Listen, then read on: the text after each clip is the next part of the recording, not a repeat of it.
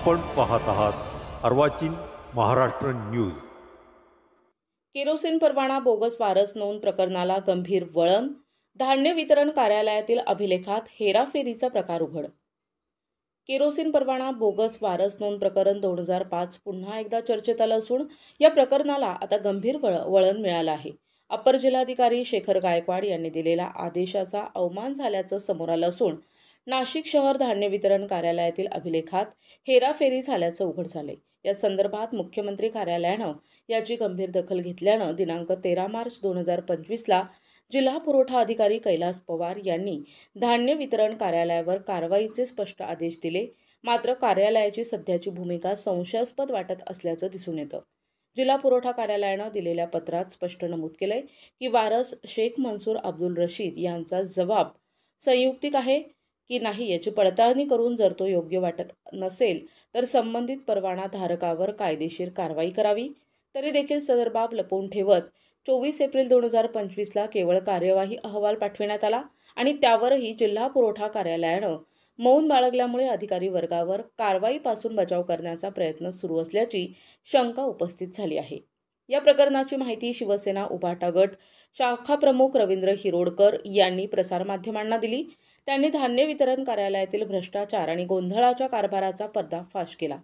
तत्कालीन सेवानिवृत्त कर्मचाऱ्यांची चौकशी केली असता अव्वल कारकून श्री खारे यांनी कबूल केलंय की त्यांची सही झाल्यानंतर संबंधित लिपिकानं अभिलेखात खाडाखोड केली होती। याबाबत माध्यम प्रतिनिधींनी जबाब घेण्याचा प्रयत्न केला असता पुरवठा विभागातील अधिकारी आणि कर्मचाऱ्यांनी बोलणे टाळले। पुरवठा विभागाच्या कारभारात पारदर्शकता नसल्यानं नागरिकांमध्ये नाराजी आहे।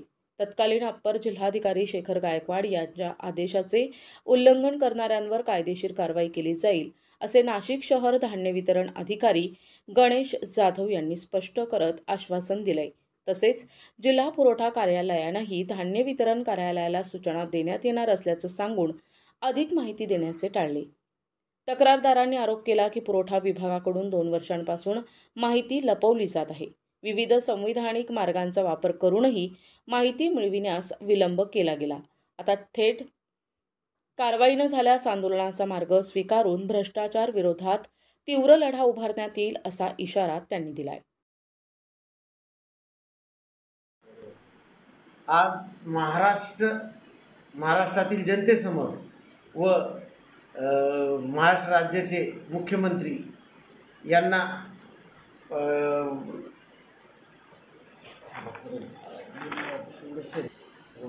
महाराष्ट्र राज्याचे मुख्यमंत्री माननीय आदरणीय श्री देवेंद्र फडणवीस साहेबांना विनंती आहे की आपण आपल्या सरकारमधील जो पुरवठा विभागातील जो भ्रष्टाचार आहे त्याला आळा घालण्यासाठी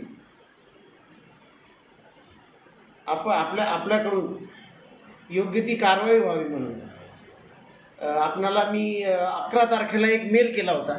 त्या अनुषंगाने आपल्या विभागाकडून मुख्यमंत्री सचिवालय कक्षाकडून मेल प्राप्त झाला होता की आपण संबंधित विभागाकडे या संदर्भात चौकशी करावी म्हणून। त्या अनुषंगाने पुरवठा विभागातील जो भ्रष्टाचार आहे तो मी ज्या पद्धतीने उघडीस केला आहे त्या संदर्भातली जी माहिती आहे ती माहिती अधिकारात मी उघड केलेली आहे। ती माहिती अधिकारातील माहिती उघड करीत असताना असं लक्षात येतं की ही माहिती अधिकारातली माहिती व त्या संदर्भात भ्रष्टाचार ज्या विभागातील आहे तो विभाग म्हणजे नाशिक विभाग, नाशिक जिल्हा पुरवठा विभागाकडून ज्या पद्धतीने माननीय अप्पर जिल्हाधिकारी यांच्या आदेशाचं ज्या पद्धतीने उल्लंघन करण्यात आलं त्या संदर्भात नाशिक जिल्हा पुरवठा विभाग नेहमीच जे भ्रष्टाचारी आहेत त्यांना नेहमीच पाठीशी घालण्याचं काम करीत आहे। तरी माननीय मुख्यमंत्री महोदयांना मला अशी विनंती आहे की त्यांनी या प्रकरणामध्ये दखल घेऊन योग्य ती कारवाई करावी। या संदर्भात तुम्ही मोकळे आपणास मी दाखवण्याचा प्रयत्न करतो आहे। या संदर्भातील जो भ्रष्टाचार आहे या संदर्भातील जो माननीय अप्पर जिल्हाधिकारी जो यांचा आदेश आहे तो आदेश आपण बघू शकता।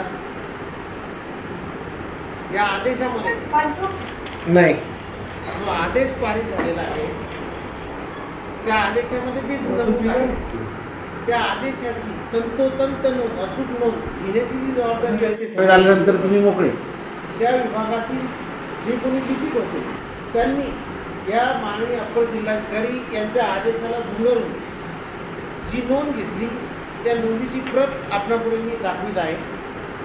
ही ती नोंद आहे. या नोंदीमध्ये नाही. आणि आदेशामध्ये जी तफावत आढळून येते याचा अर्थ संबंधित लिपिक याने माननीय अप्पर जिल्हाधिकारी यांच्या त्याचा पीबी नंबर वगैरे सर्व रेकॉर्डची डायरेक्ट या संदर्भात पुरवठा विभागाकडे तक्रार करण्यात आली. 2 तास तक्रार करीत असताना या संदर्भात वेळोवेळी अगणित वेळेस विभागीय आयुक्त कार्यालय असेल, जिल्हा पुरवठा विभाग असेल, मुख्यमंत्री सचिवालय कक्ष असेल, त्याचप्रमाणे अँटी करप्शन विभाग असेल, यांना अगणित पत्रव्यवहार करण्यात आले. काय या संदर्भातील जे कोणी दोषी असतील त्यांच्यावरती कारवाई व्हावी म्हणून शेवटी विभागीय कार्यालयाकडून त्यावेळेचे उपायुक्त प्रज्ञा बडे मिसाळ मॅडम यांनी जिल्हा पुरवठा विभागाला ज्या पद्धतीने त्याच्यावरती ताशेरे ओढले त्या पत्राची ही प्रत आपण बघू शकता. ह्या पत्रामध्ये उपायुक्त विभागीय उपायुक्त कार्यालयाकडून त्यांच्या पत्रांचं त्यांची दखल घेतली जात नाही. विभागीय आयुक्त कार्यालयाकडून जे काही पत्रव्यवहार करण्यात आले त्याची दखल घेतली जात नाही. त्याविषयी त्यांनी ताशेरे ओढले आणि ही बाब प्रशासकीयदृष्ट्या योग्य नाही म्हणून त्यांना सांगण्यात आलं आणि 2 दिवसात तात्काळ अहवाल मागवला. हे सर्व झाल्यानंतर या कालावधीला जवळपास 2 वर्ष गेलेले आहेत आणि